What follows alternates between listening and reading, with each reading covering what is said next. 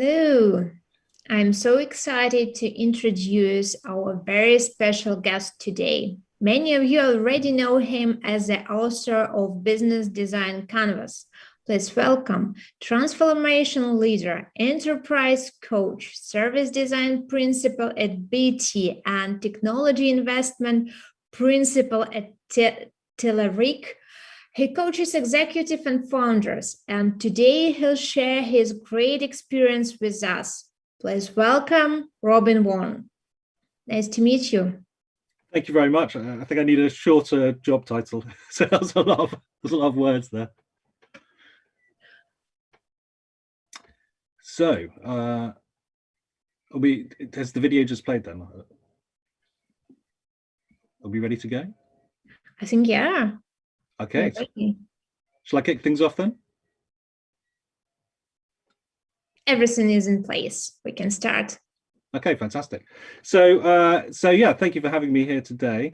I guess I would love to have a bit of audience participation in this session.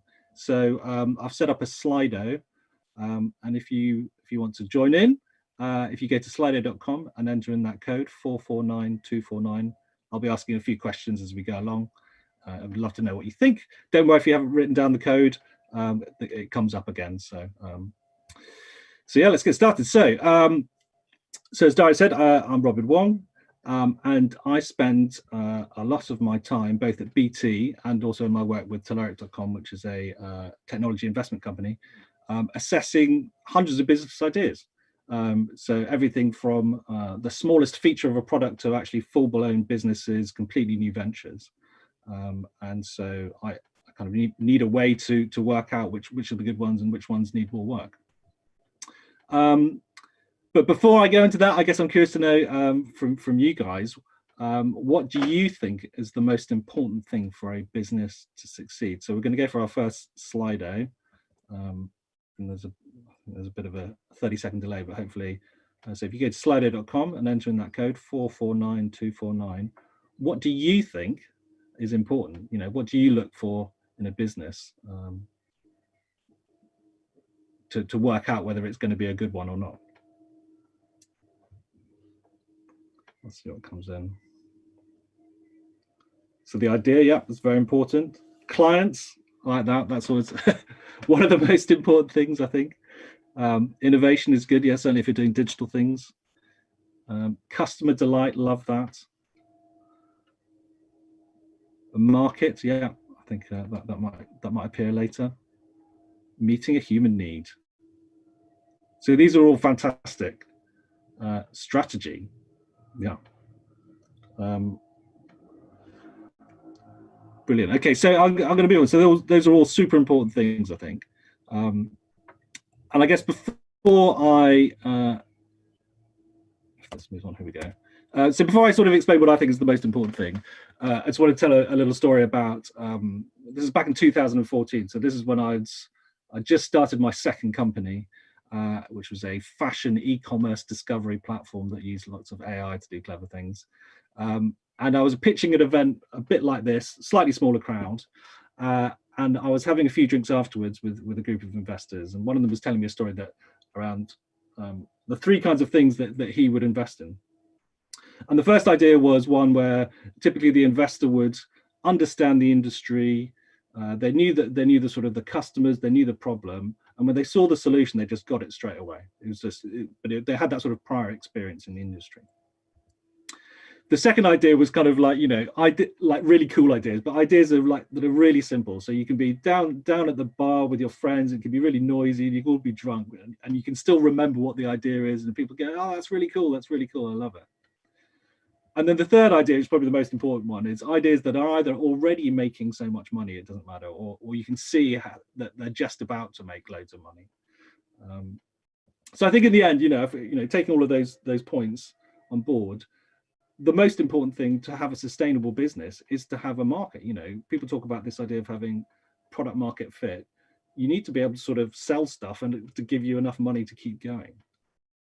So I guess that obviously there's lots of other questions, but these days I use the business design canvas, which I created to help me find all the signs and signals of whether a business idea is likely to have a market or has the sort of the right properties about it to be able to have that product market fit. And in very sort of simple ways, it provides me with these lenses to be able to sort of pass in lots of a whole variety of things. So maybe someone's come up with a problem, or they have an idea or a hunch about something, all the way up to fully developed business cases, and be able to pass them through and see do they have these qualities. And at the end of it, I guess it tells me whether these things do have the right product market fit. Are they ready to scale as a business and justify further investment? So what I'm going to talk about this evening are three things. So I'm going to talk to you about what I call the burning question. I'm going to talk about what I think is the most valuable framework to find valuable businesses with a market, and then I'm going to run through a few examples to show you how to use the business design canvas. So what is the burning question? Well, I'm not going to give it away straight away, but the short answer is you have to answer the burning question to be able to establish whether you've got a market or not. And I guess I'll sort of give a bit of story of how I learned the burning question. I think I started off my career back in 2000, and I was a coder. So I built one of the world's first online casinos. I built in-car technology for Jaguar. I worked in digital advertising for a long time, running big teams of developers. I ended up becoming an operations director for a bit. And then in 2010, I set up my first company, which was a digital production company, a digital agency called Wong. And me and my business partner, a guy called Andy Weir, we both put £5,000 in. And we were very lucky because within 6 months, we got introduced to Google Creative Lab because of all the great work we were doing. And we became Google Creative Lab's in-house production partners. So the burning question wasn't really apparent then, because we were making tons of money, doing these really exciting projects. And then in 2014, one of my clients at Google asked me if I wanted to set up this fashion discovery platform with him. So I said yes. And then initially I put in a reasonable amount of money, and then I put in a lot of money. And this is when the burning question really became apparent. And then I also in 2016 set up this technology investment company, investing other people's money in startups. And again, it became even more apparent. I know you've probably guessed it by now, but the burning question is, when am I going to stop burning through all this money and actually start making some money back? When am I going to get my money back?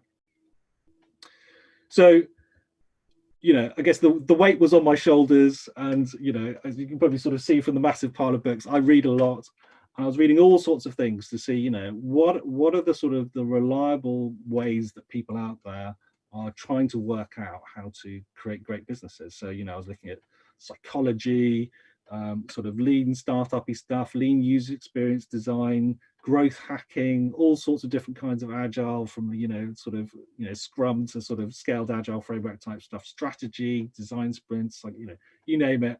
I probably read the book. But I guess I started noticing a pattern across all of these books. They all followed a similar sort of framework. And the closest thing I can sort of, I guess, associate it with is design. And I'll explain a bit more about that in a second. So really, it kind of became apparent to me that as I developed this business design canvas, it had to have design values at its core. And when I talk about design values, it's really these three things, these three questions. You need to be able to know if something is desirable for the customers. That has to be the starting point. You have to know if it's commercially viable, and then you have to know if it is feasible. And just to explain a bit more, the biggest question to answer is, when we talk about things being desirable, are we solving the right problem? It's amazing how often people jump to solutions and they completely ignore if there's a problem at all. So we're probably going to spend most of this talk talking about how we go about solving the right problem. If you've identified the right problem to solve for your target audience, have you actually found the right solution? Again, if people have got the solution in their mind already, it stops them from actually trying out different stuff to see if something else might work better. People talk about this idea of confirmation bias. So once you've sort of found evidence that you're addressing the right problem with the right solution, you've got to be able to get paid for it. So to answer the burning question, at what point, at what level of scale are you going to be able to make that money back to be able to sustain your business? And when it comes to feasibility, it's not can you build it, it's actually more about the whole business itself. So again, I see a lot of people sort of build the thing, but no way to actually attract and retain customers to use it. And I guess if you've got all of those sorts of bits of the ingredients right, then we're obviously operating in a global digital market. You need to be able to stand out from the competition. You need to be able to differentiate. Otherwise, people are, you're going to blend into the background. So that's what I mean by design.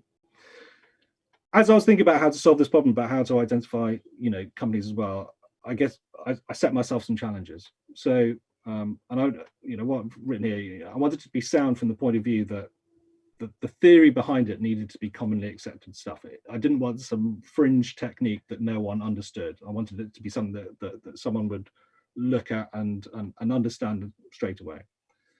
I also wanted to be practical as well. So, and I think I've sort of, in my mind, it's practical if people use it.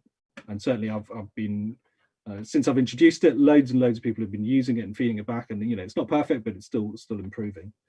It needs to be measurable. So I spend quite a lot of time assessing several ideas at a time and working out which, what priority order I should do certain things in. So it needs to have some objective way to actually be able to sort of rank things. And I was really keen to have this bias to action. So I think my starting point really were these three places. So you may be familiar with them. So you're probably familiar with the business model canvas that Alex Osterwald of Strategizers come up with, which is, it's a very well-known system, and it's very, definitely sort of inspirational and sort of forms very much a lot of the business design canvas. David Bland has this overlay of the canvas where he basically has lots of experiment flows that sit on top of the business model canvas that allow you to test that desirability, viability, feasibility.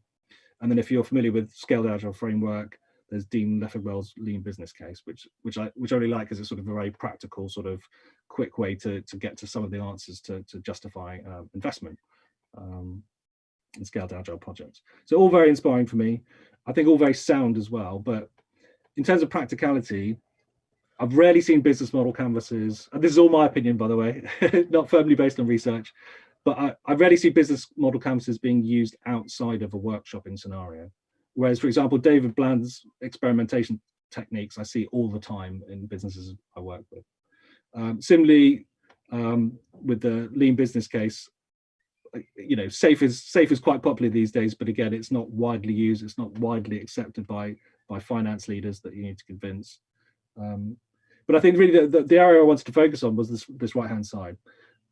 This, how can I make it more measurable and have this clear bias towards action? How can I actually get to not be stuck thinking about this stuff all the time and get things into customers' hands as quickly as possible, as often as possible? So this was the opportunity, I think.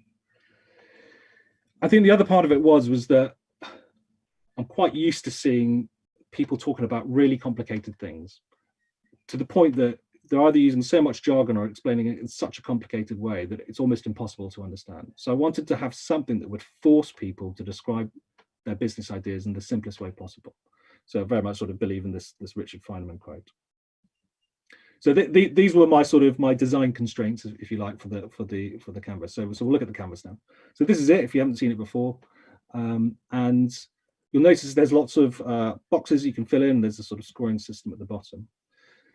So for me, the simplicity is enforced by the visual design constraint. So you only have so much space. You can't write too many words in there.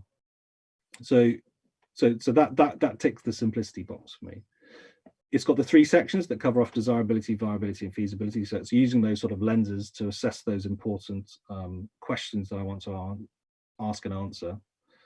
And all the sections within it are actually taken from all of those canvases you saw before. So each section basically talks about all of the sections from the business model canvas and the Lean Business Case, or at least I thought the most useful ones. What I've done is I've just organized it into basically a set of sentences that work together. So you end up with three kind of paragraphs of text that's very simple to understand. And in terms of the measurability, and I think this for me is kind of like the killer feature. This is the thing I've had the most feedback from people on in terms of what makes it different, is that for each of those desirability, viability, feasibility lenses, you have a scoring system, a very simple scoring system that tells you where you are on what I call the ladder of evidence. So it gives you a very clear you can look at what you've done and say, right, I am here on the ladder of evidence, and this is what I need to do for my next step to scale that ladder. So that's the theory. So we're now sort of going to get into the sort of the practical part of it. And as part of this exercise, I'm going to look at 3 different types of businesses: a so-called unicorn that you've probably heard of, a business that's very new that in my mind doesn't have that product market fit, and what I think is a great business. So let's start with desirability, because I think, as I said, this is the most important bit. And I guess sort of just to sort of reinforce this, you probably see sort of blog posts about why startups fail. And I think the last one I looked at said 70% of startups fail because they don't have product market fit. And I think the split was actually 50% said they never had product market fit, and 20% said they ran out of money before they found it, which to me is the same thing. So it's a major problem.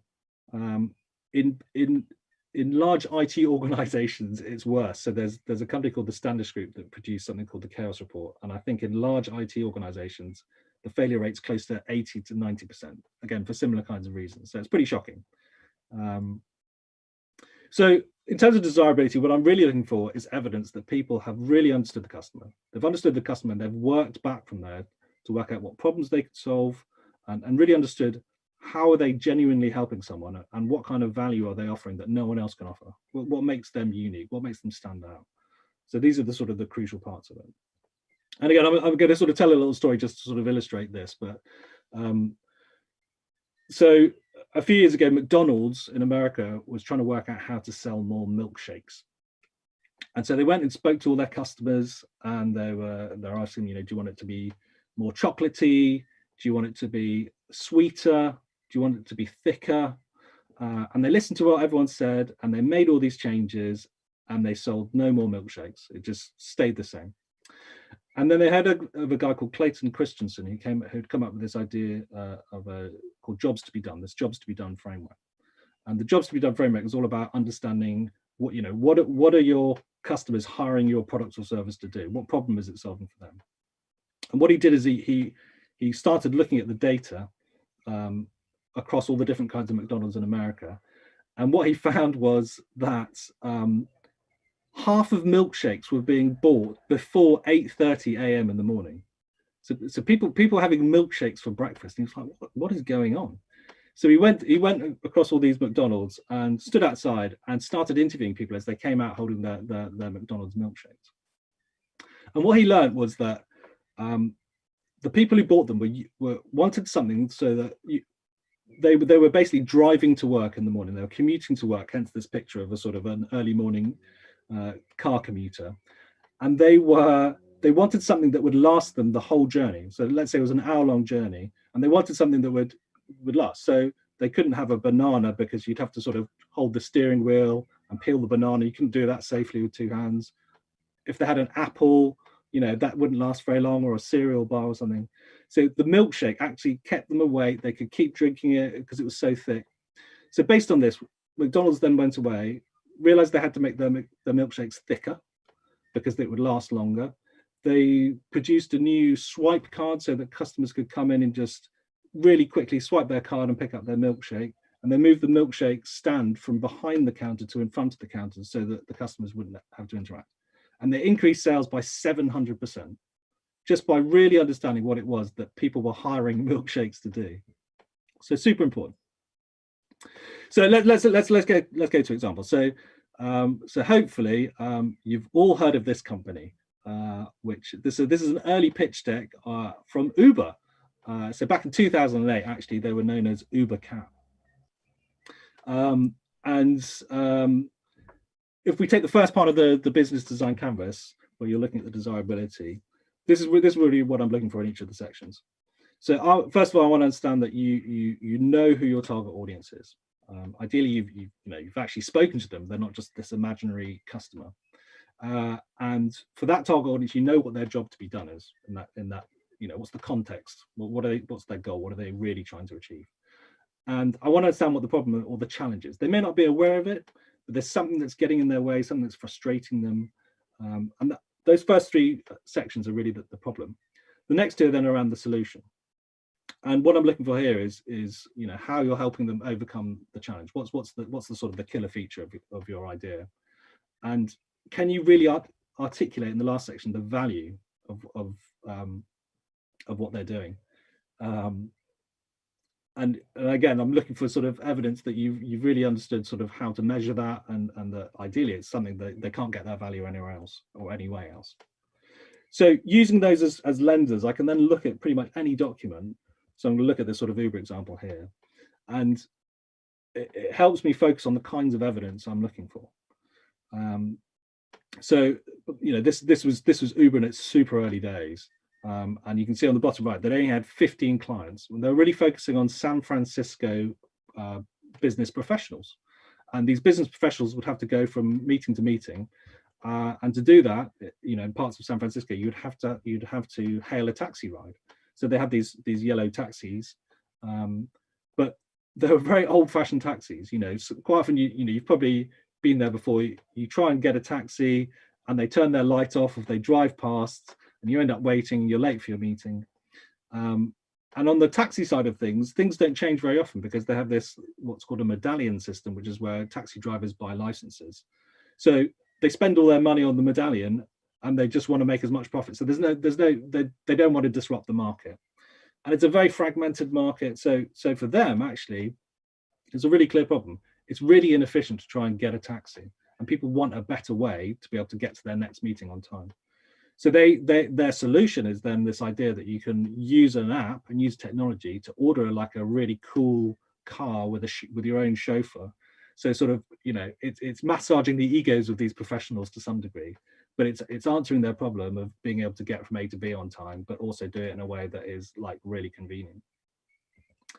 So again, going back to the canvas, I'm looking for this evidence for, how well have you understood the nature of the problem? And if you haven't understood the problem, it's easy. You don't bother looking at it anymore.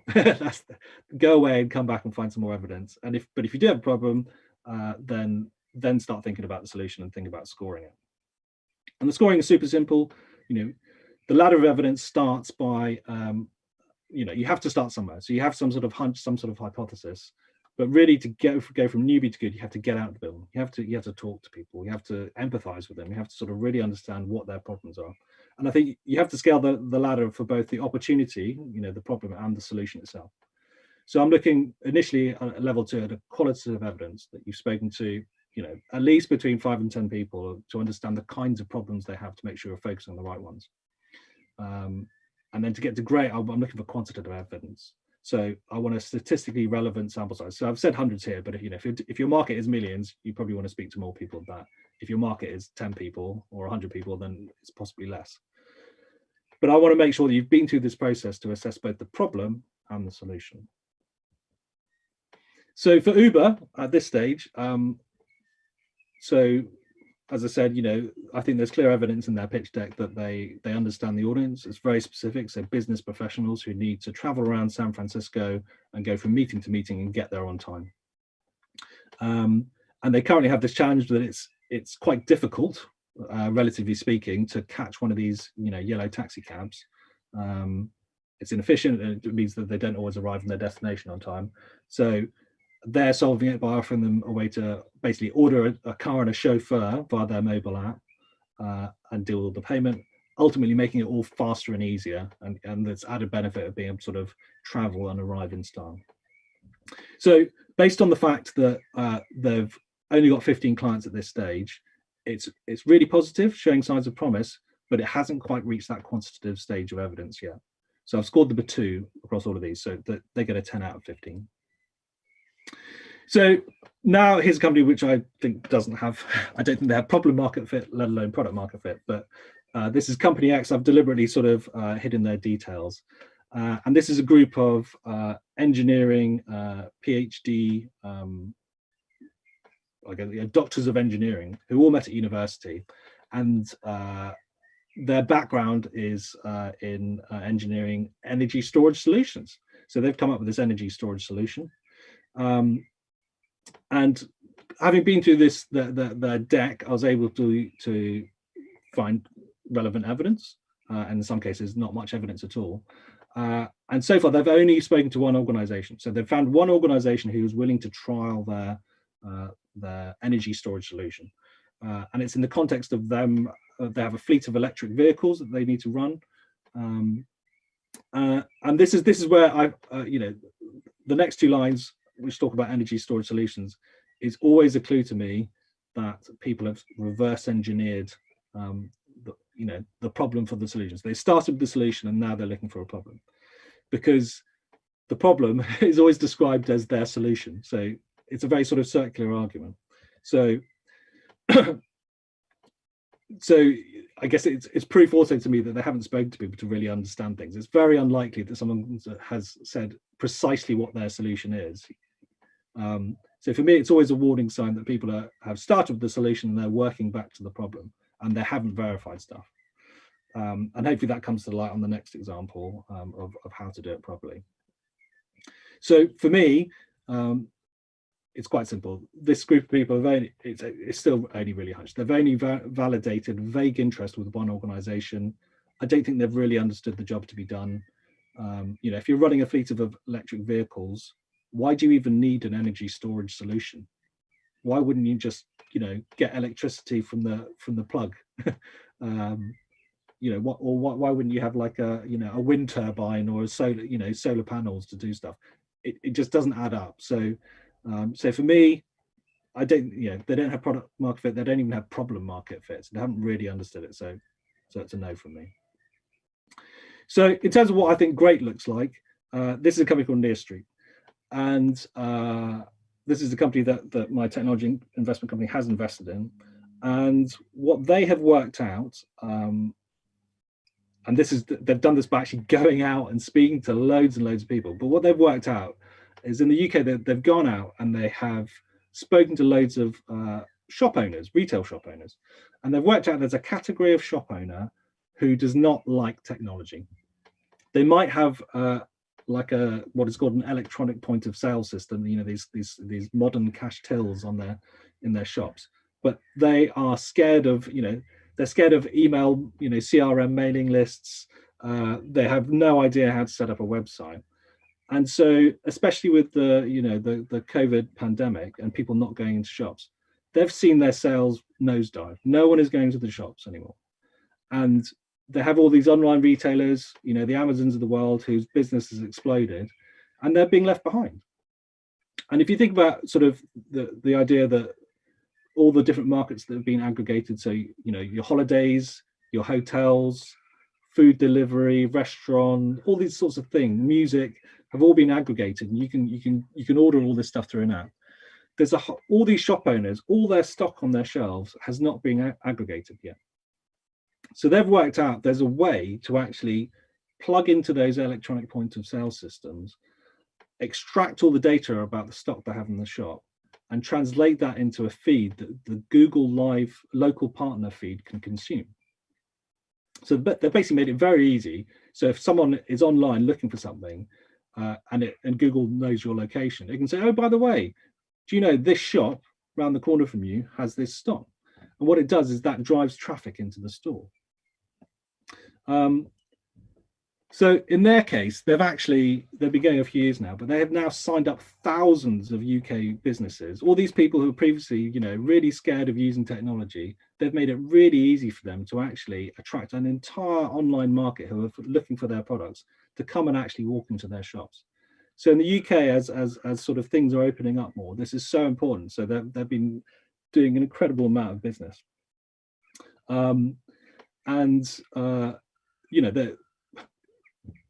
I guess for me, they've gone beyond the qualitative. They've really understood the problem on a quantitative level, and they're selling the solution on a quantitative level as well. Literally thousands of retailers have signed up for this. So for me, they score 3 out of 3 on everything. So full marks on desirability. So I guess as I said, the key for me really is to really understand the customer, empathize, and work back from what your customer needs. But another Slido quiz. I'm curious to know from you guys, what techniques do you use to really understand your customer? So you've still got your Slidos ready.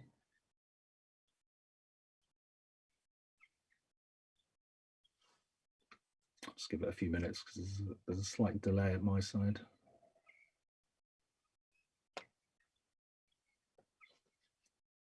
Interviews, yeah, that's very good. So I think there's lots you can learn by speaking to people that you can't get from a spreadsheet of numbers. Observation is also good, because people behave differently when you when they feel like they're under the spotlight. So lots of big fans of interviews. So I always talk about sort of empathy being the, empathy. Innovation starts with empathy because there's so much hidden information in people's, the gaps in people's experiences. Sit on the customer's chair. This is fantastic. So yeah, lots of great techniques and really good to sort of see you guys sort of applying these things.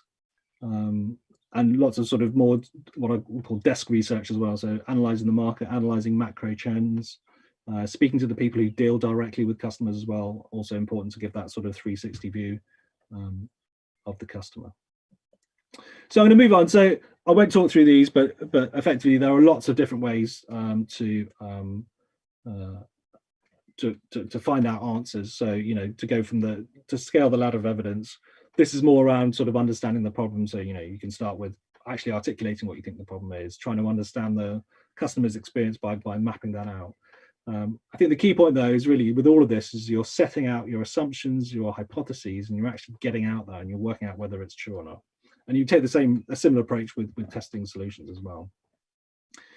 But I think the sort of if you like, I think these are commonly thought of as like the gold standard of product market fit. So from a qualitative sense, when you're actually speaking to people, there's this what's sometimes called as the Shawnellis Test, where you're trialing your product like an MVP or a product, and you ask them, if I took this away from you, could you live without it? And if your customers, if more than 40% say I could not live without this, that's usually a really positive sign that, from a qualitative sense, that you're onto something. I think from a quantitative point of view, the sort of the hard evidence, if you like, is that you could introduce new cohorts of customers to your product or service and look at the kinds of actions they take. And there's probably some sort of key action that people constantly have. So on Instagram, it would be like swiping. On Pinterest, it would be pinning something. On Google, it would be searching for something. And you would see that over time, people consistently use that feature, that killer feature. And it doesn't matter which cohort of customers, but there's this consistency across over time. So that for me is like the gold standard for desirability. So to sum up desirability, these are the key things. Make sure you're solving the right problem, and make sure you've got the right solution to solve that problem. So we're gonna say goodbye to Uber cabs and Company X for now. We're just going to focus on Near Street for the viability and feasibility. And so in this section, I guess there's sort of two main parts. One is really understanding that total addressable market and sort of the value exchange, and the other one is sort of what are the parts of the business model that help answer the burning question of when you're going to break even. So the 5 sections starts off with. It's more about understanding for your target audience, what is the realistic addressable market size? Is it something that other people are addressing already? Are you looking for a certain proportion of it? And what I'm looking for then is actually, how much value can you extract from that market? The third bit is really this sort of idea of sort of the value exchange. So again, the value exchange differs depending on the kind of business. So if you're on Instagram, for example, the value exchange is you swipe when you see cool stuff. If you're selling B2B2C enterprise software that costs £200,000 a month and 6 months of training before you actually get any value, that's a really serious value exchange for the customer. They have to think a lot about it. There's a lot of steps, there's a lot of sales, there's a lot of areas where it can break down. So those are all important risk factors that have to be factored into thinking about how have you constructed your business model. The second 2 parts then are have you really tested and understood how much money you're going to make, how much it's going to cost, and when you're going to run out of money. And I think to sort of explain it in sort of simple-ish visual terms, this is kind of what I'm looking for here. So over time, you're going to be spending some amount of money. You're probably going to be spending more and more, bringing more people on, spending more money on marketing, all these sorts of things. and you've probably got some sort of pessimistic and optimistic view of how much money you're going to make. There's going to be some cap, and obviously that's based on the addressable market. But what I'm really trying to understand is, how well have you managed that grey area of risk? Because, the break-even cross, I guess as an investor, you're trying to, it's almost like, you're playing the game, you're trying to sort of pin it in the right point. So have you really understood the dynamics of this? And are you doing things actively to narrow that window so the risk is sort of minimized over time? Because again, if you're not giving me confidence that you're doing that, probably not a good idea to give you the money. So the ladder of evidence for viability is slightly higher because actually you have to have gone beyond a hunch and actually start to put something into your customer's hands. Unless the customer knows what they're going to get from you, it's unlikely they're going to give you anything of value. And it could just be they're paying you with their email address, but there has to be some sort of value exchange to indicate that,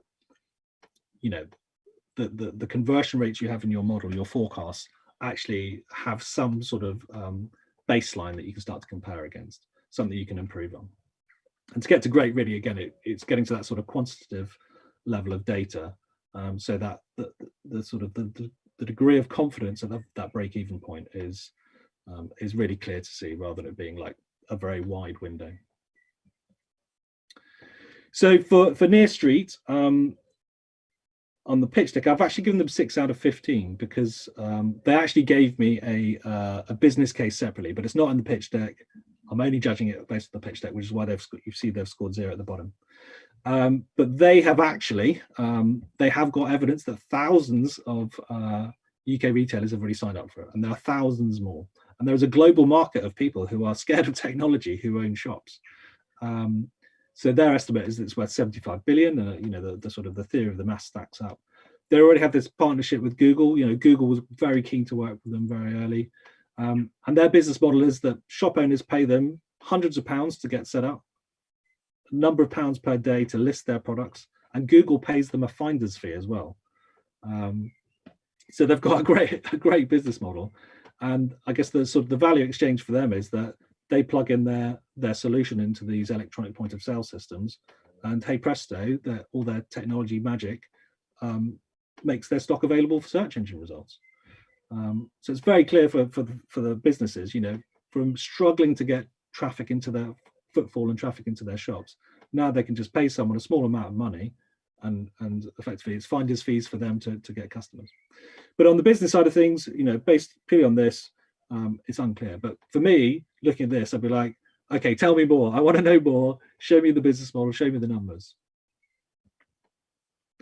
Again, here's a whole bunch of experiments you can run, but really, again, these are all sorts of things you can start to set out your assumptions, think about how you're going to drive traffic, how you're going to, where you're going to find your customers, what rate you're actually converting them through each stage of your funnels, what are those sort of killer features and key actions that you think that your customers are going to take, and how do those feed in, and really moving from that sort of very assumption-based spreadsheet probably of numbers to something that actually where you validated all those numbers. So yeah, key for me, make sure that all those assumptions in that business model are really clear, and that you've scaled the ladder of evidence by testing these. So the fun part is the feasibility, and as I sort of mentioned at the beginning, feasibility is not can you build it. In my experience, most people who build stuff are very good at building things, and the question is actually, can you well, actually, I'm not going to answer the question because actually I'm going to ask you guys, but I'm going to ask it in a slightly funny way. So so who do you think created the world's first electric light? Let's see what, and there are bonus points if you can guess the year it happened as well. Let's see what people come up with. I'm going to guess someone is going to say Thomas Edison, but we'll see. Tesla, interesting.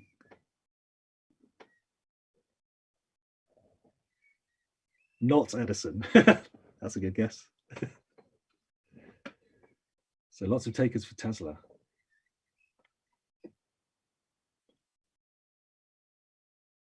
Tesla must be a popular choice. Egyptians. Okay, that's interesting. Mother Nature, lightning from the sky. I guess I should say, who created the first man-made electric light? Humphrey Davy. That is a very someone's using Google, I think. So that's I'm gonna move on. So I believe the answer is Alessandro Volta, who created the first battery, created the first electric light, because when he was creating these voltaic piles, he demonstrated there was current by having this metal bar light up, which is what you can see there. So this is this demonstration that he did in 1800. Humphrey Davy was then the second person, I think, in 1805 to create something that was much more like a light bulb.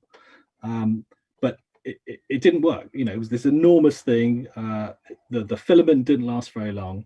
And there were around 9 other people up until 1875 when Thomas Edison also built another light bulb. But what he'd worked out was that the failure point was the filament in the light bulb. So he worked out a better way to create a better filament. But that wasn't the answer. The answer was that no one actually had electricity in that time. So there was no one to sell it to, because they had a light bulb and no way to power it. So what he did was he convinced a big banker in New York, a guy called J.P. Morgan. You've probably heard of the bank, but the real J.P. Morgan, he convinced him to fund a series of power stations in New York. So he created the ecosystem for the light bulb to be a success. So not only did you have to create the light bulb, you had to have a way to actually scale the system and make it feasible in that sense for it to be a viable business. So for me, I'm looking for signs that you've really understood the kind of the operations to actually scale your business. So going back to the canvas, what I'm looking for in the first 4 bits are really it's evidence that you've understood what are the smallest amount of capabilities that you need to run your operation. And by your operation, I mean to access your market, to attract them to your business, to convert them into paying customers, and to retain them. And I always look for people who take a scientific approach to this. So have you experimented? I have this analogy in my head. It's a bit like, it's like knowing where to fish. You know, which ponds are you going to fish in to attract your fishy customers, if you like? You know, what kind of bait is going to work best to hook them on your fishing line, and what's going to be the most efficient way to get the most fish out of the ponds, ideally that other people are not fishing in. So I'm looking for this sort of scientific approach. You know, I've always used things like parametrics. And I guess if you can do all of this stuff, you know, the really key thing is, can you stand out? You know, are you doing it in such a way that it's hard for people to copy what you're doing, that really stands out from the competition? So the ladder of evidence is quite closely tied in with the viability ladder of evidence, but really the viability is more about the sort of the mathematical side of it, whereas this is really about sort of your core capabilities. And again, going back to that sort of minimum viable product type concept, I want to see that actually you know the most essential parts of your business, the things that really will start to answer the burning question, that really start getting money from your customers. To get to good, I want to see actually you're measuring the metrics along your funnel, and you're ready to start experimenting. And to get to great, I want to see you've actually been through that process. You've worked out what are your most efficient channels. You've worked out where the bottlenecks are in your conversion process, and you've improved that. So in terms of feasibility for the industry, then, you know, that their minimum core capabilities are their infrastructure. Obviously, they plug into the retailer cash till systems, and there's Google's local partner feed. That's the sort of the infrastructure they need. And the capabilities that they need are, you know, they need the ability to target these UK retailers. Obviously, there's thousands. They've acquired thousands of these customers. They need to acquire thousands more. They need a way to actually clean up the data, make sure they're targeting the right people, plug it into the Google feed, you know, provide analytics for retailers around that. And in terms of how they actually think about their funnel, they have, you know, they started off just literally walking into customers' shops. They still do a bit of that, but they now have more sophisticated outreach campaigns. They've actually started having deals with the manufacturers of those electronic point of sale systems, because if you take one of them, you get thousands of shops automatically, and their salespeople get involved. And yeah, they you know, again, maybe I'm slightly cheating here because they've shown me this stuff out elsewhere, but they've got really strong and proven sales channels, which they've sort of heavily optimized. They've tried lots of things and they've really focused on the stuff that works. And in terms of standing out, they only have one real competitor, and it's the US. Again, I won't get into the details of it, but what they do provides a high level of detail of the stock, and it's sort of unique in the market at the moment. So again, won't go into huge detail, lots of things you can do, but again, what I'm looking for here is this sort of scientific approach to really get out there, really test all the different ways you can run a business operation and work out what is the most optimal way of doing it. Obviously, these things change over time as your market grows. So again, just to sum up feasibility, I'm looking for this, have you got a really good idea of what's the least amount of effort and operation you require to actually be able to reach your market, and are you doing it in a way that's hard for other people to copy? So I think you sort of get to the end really. So I think, I guess in summary, for me, the evidence shows just by looking at Near Street's pitch deck is that they've got really strong evidence of desirability and very promising evidence of viability and feasibility. So, which is the reason why we invested in them. So here's their final score, 31 out of 45. So yeah, I think sort of in summary, key takeaways for me are that when you're coming up with ideas, it's essential to think about these three core design values, and especially the desirability. This is the thing that people make tons of assumptions about. 70% of people ignore the desirability. So my advice would always be start there and make sure you've got that. Use the ladder of evidence. Make sure you're going from your starting point of your hypothesis to finding qualitative evidence to back up that you're focusing on the right thing, and quantitative evidence to make sure that when you're doing this at scale, actually this is a repeatable sort of idea that you can exploit. And finally, if you're looking to find a market with your business idea, then give the business design canvas a go. Try the scoring system and see if it helps you uncover more value. So my final request would be that I've done a very, very short NPS survey. I'm a real sort of feedback nerd. And I would love it if you could actually give me some feedback. Tell me there's only 3 questions, which is score it out of 10, what's good and what's not good, what needs improving. So if you could do that, that would be fantastic. But that's really the end. If you want to learn more about the Business Design Canvas, I've written a blog post about it where you can download it. If you go to my Medium blog, I sort of occasionally tweet about stuff as well. But yeah, if you could give me some feedback, I would absolutely love it. And I think, Dara, over to you for questions, if there are any. Yes, thank you a lot. It was amazing, inspiring, and involving speech, and it's really interesting framework. We have some questions. The first question is this framework used only for starting business, or we can use it for ongoing businesses? Yeah, I think you can use it for ongoing businesses. So what I would say is that for ongoing businesses, the feasibility parts tend to have been worked out. So if you're looking at making an improvement to a product or service, then the desirability and viability parts are more important. Typically, you'll probably have marketing, sales processes and all that sort of stuff set up. But I guess with my work at BT, we also do completely new ventures as well, where none of that sort of infrastructure is there. So it's good to sort of vet and think about lots of ideas that way. Similarly, if you're working in an industry, and this is something I was doing a bit of research today and talking to someone, and they work with B to G to C, which is like business to government to consumer, and you have 2 sets of customers there. So actually, you have to think about desirability from 2 points of view. So actually, you would need an extra desirability column, for example. So it kind of depends on the business idea, but yeah, I've used it in all of these different circumstances. Thank you. And the next question is connected with the break-even and finance. What is acceptable time to reach break-even to make decision to invest in the project? Well, I guess the first acceptance criteria would be before they run out of money. But I'm not sure there's a simple answer to that question, because it depends on the nature of the business and how much money it needs. I guess I always look for early evidence that it's going to make any money at all. So like is it viable in any sense? Is it making £1?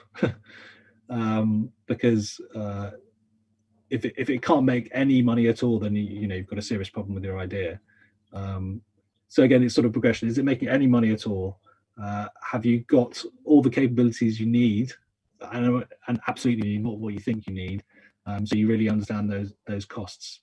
But I think until your own money's on the line with this stuff, I don't think it really brings it to life. Because I think when you can start to see the end of that runway, and you're not getting the evidence that you're getting anywhere near that break-even point, so it's a bit like I guess in the agile world, you have your sort of burn down charts and things like that. But if your forecast trajectory is not going up, and again, I would always start with the worst case scenario with the revenue forecasts as a starting point.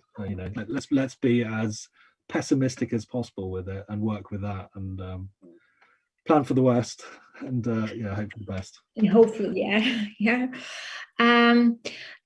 The question is about the rates. Why there is no 3 rates? Like it looks like a great example where we have rate 2. What should match to put rate 3?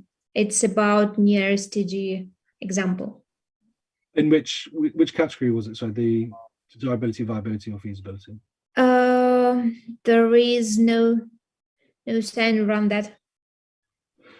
I mean, I guess generally to get from 2 to 3, as I said, it tends to be the shift from assumptions and qualitative evidence of the to quantitative. So what I'm looking for is that you can get a repeatable, reliable result at increasing levels of scale, and it's kind of the same for all 3 categories.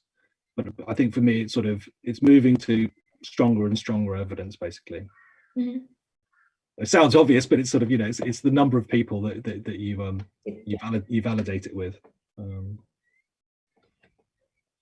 Thank you. And you showed us a great example, a great slide with lots of books. But you guys are interested, what 2 or 3 books you can recommend to read to them? What are the best? So my favorite ones I've read recently, which I just happen to have handy here. So this is a fantastic one called Working Backwards. So this is by someone who used to be Jeff Bezos's shadow, as he called it. So somebody who basically was Jeff Bezos's advisor, and it talks about their leadership principles and lots of good stuff in that.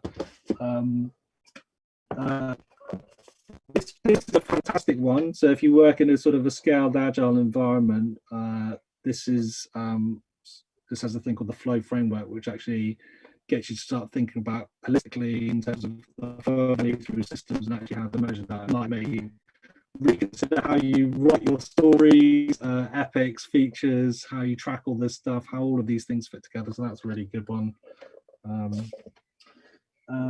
What else would I recommend? I'm guessing lots of people work sort of transformation style environments. So another good one. I mean, there's loads of good ones here, but I'm a big fan of this one, which is called Pirates in the Navy. So this is lots of people I know want to work in innovation, but the reality, if you work in a sort of a corporate environment, is that they're not really suitable environments to innovate because of all the finance and HR structures and all this sort of stuff. So it's actually much more useful to hack the system and be a pirate in the Navy, as it were, to actually create the conditions where you can then go and innovate. But again, it sort of might change how you think about how you go about trying to do exciting, fun things with technology. Thank you. Everybody are really excited by the way how you described your favorite books. And the next question, Do you measure the value of personas using product so that to prioritize your idea, and how?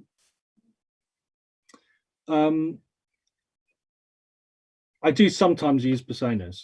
I wouldn't say all the time, because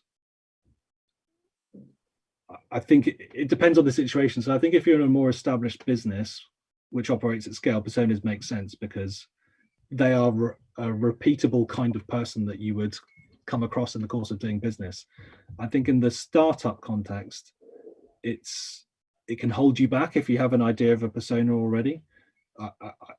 As if that persona is not based on evidence, and by interviewing people and you start to see patterns, you can start to build up an idea of a persona. But it's not until you really get to that quantitative level of evidence and you've really surveyed hundreds of people, you can start to see the common behaviors, the common needs, the common sort of scenarios, the common jobs to be done. So I think I prefer these more sort of context-based jobs to be done style personas. I'm not a big fan of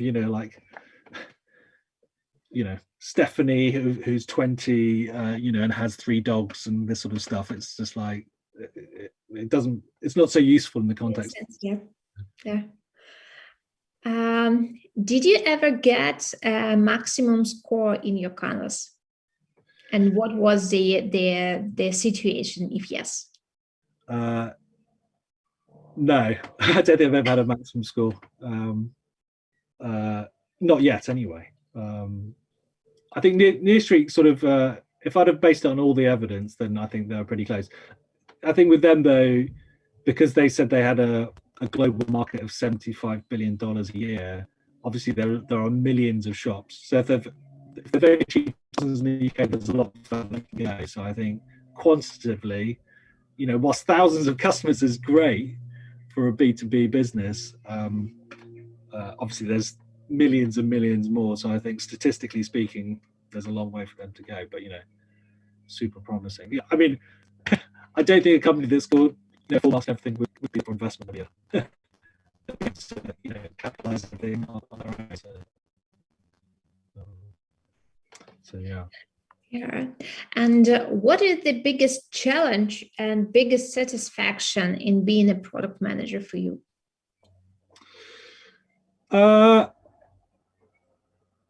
I think it's when you start to see your customers actually really using it, enjoying it, and coming back. That's and hopefully doing it in such a way that it's making money for your business. That's kind of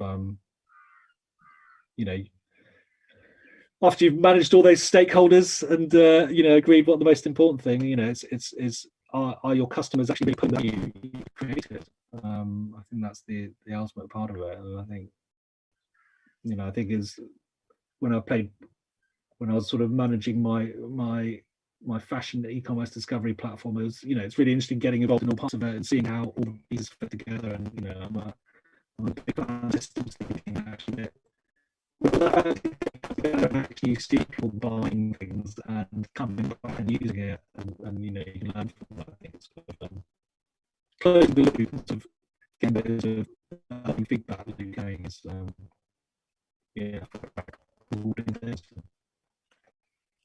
Thank you a lot. Thank you once again for such a great and inspiring speech.